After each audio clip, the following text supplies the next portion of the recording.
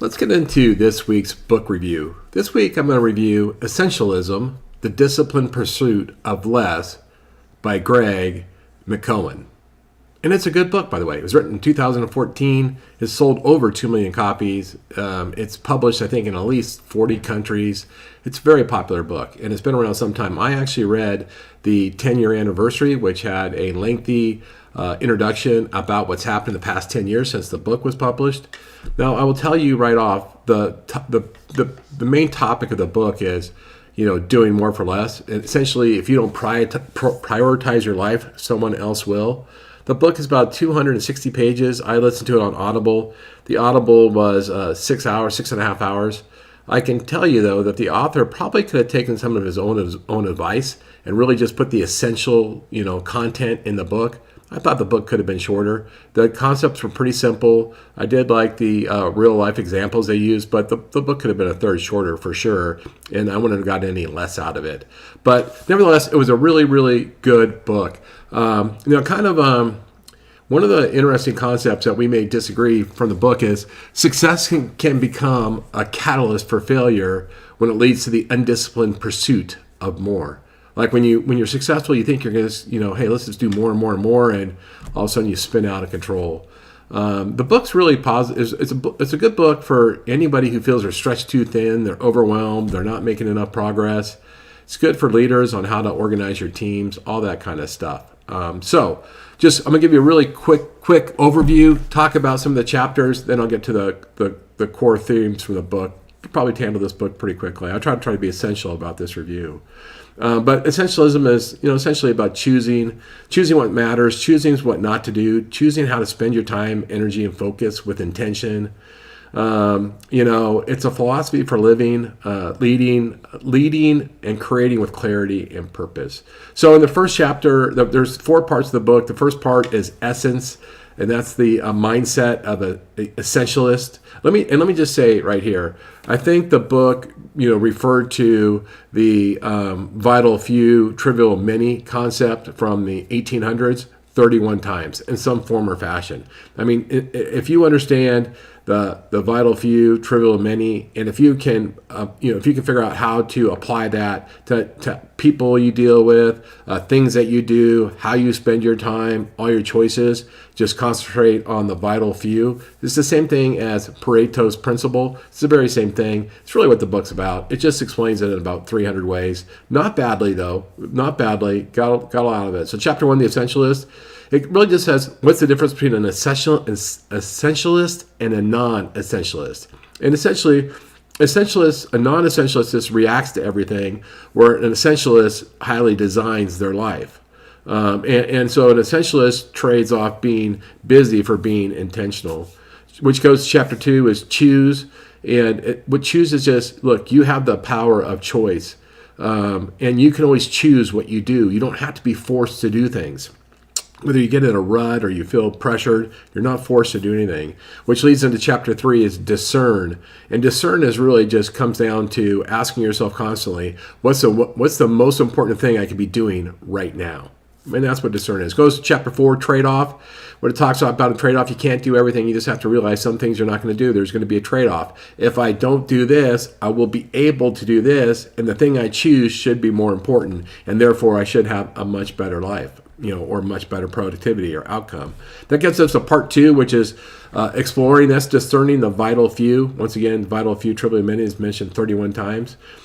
Chapter 5 is escape. Escape just means, hey, you have to create space to be able to think, create clarity about exactly what's important to you. Chapter 6 is look. And that's just become a better observer of others and see who's designing a good life, who has a productive life, who's getting more done. Look, copy them. 7 is play. This is where the book kind of gets a few areas of the book, it kind of strays from the concept of vital few, trivial many into just how do you be a better life, better leader, design a better life. That's a little different than the main concept. Play is one of them, and the concept is play isn't trivial. It boosts creativity, adaptability, and problem solving. Sleep, it was interesting. Sleep has a role on how productive you are. Exhausted people just confuse the trivial with the vital. Once again, we're kind of drifting a little bit from the main message. Chapter 9 is select, and that is just use the 90% rule. If it's not a 9 out of 10, a 9 or 10 out of 10, don't do it. It's that simple. So make decisions through a much higher filter. That gives us the part 3, eliminate. That's cutting the trivial many. 10 is chapter 10 is clarify, which is your essential intent. I'll talk about that in a little bit. Chapter 11 is dare. That's really saying dare to say no. It goes through 6 ways to gracefully say no in the chapter. 12 is uncommit. So obviously stop doing the things that aren't giving you that 10%, aren't giving you that vital many or the vital view. 13 is edit, which is just continue to remove unnecessary things from your life. Subtraction is power. Chapter 14 is limit. And limit has to do with boundaries. And it's, and what it talks about is boundaries aren't constraints, they're enablers. So you want to set a bunch of boundaries. That's the limits. Gets us to the last part. Part 4 is execute, making the essential happen. Chapter 15 is buffer. This was actually a very long chapter. It was really interesting because it was challenging. It was like, do you always run late? Do you always try to do too much? If you are, you focus on you're a non-essential person. Because essential people, manage their time. They give themselves buffers so they get the more important things done, and they don't let, like if you have a huge deadline for something, you don't start it at the last minute because then you're just, you're exhausted and you don't do your best material. So essential people make things happen sooner. Chapter 16 is subtract. That's just remove any friction in your life, simplify your environment, automate your routines, streamline your decisions. He goes about that. I didn't love that chapter. Once again, I thought he was kind of drifting away from the main message. Chapter 17 is progress. Once again, I thought we're straying from the main message. The key here is really focus on minimum viable progress. He's stealing that from Silicon Valley, minimum viable progress. And he does, because if you focus on those and you have small wins compound into massive results. I'm not so certain how that is critical to essentialism. Chapter 18 is flow. What this has to do is develop routines that protect and automate your essential behaviors, and what it says is, look at routines over willpower, rituals over willpower, because it frees you up, right? It untaxes you. You don't have to think about it all the time. 19 is focus. Focus means being present. He talks about multitasking. He goes, you can multitask, but you can't multi-focus. And so the essential person doesn't get confused between the two. You can't focus on two things at the same time, so don't try to do it. It's just a waste of time. And then chapter 20, the second to last chapter in the book, says, is be the essential life. And all that says is, look, you can try to adopt some of the skills as an essentialist, but really you just want to become the essentialist, right? You don't use the tools and tactics from it. Over time, just keep working on it until you become somebody who's constantly focusing on the 20% or the vital few. There was a chapter in the appendix that had to do about essential leadership. It just reiterated the key points that apply from the book to leadership. And then very interestingly, as I mentioned, I listened to the Audible, but the Audible came with a PDF for a 21-day challenge. It's pretty interesting. It broken into 3 weeks. Week 1 is reclaim your agency, which is really define what's essential to me. Notice where you're saying yes by default, and then take a break from non-essential activities. So you work on those. You do exercises, and you work on doing those not activities, but reflecting those choices. Week 2 is break through the noise, which is schedule protected time to think.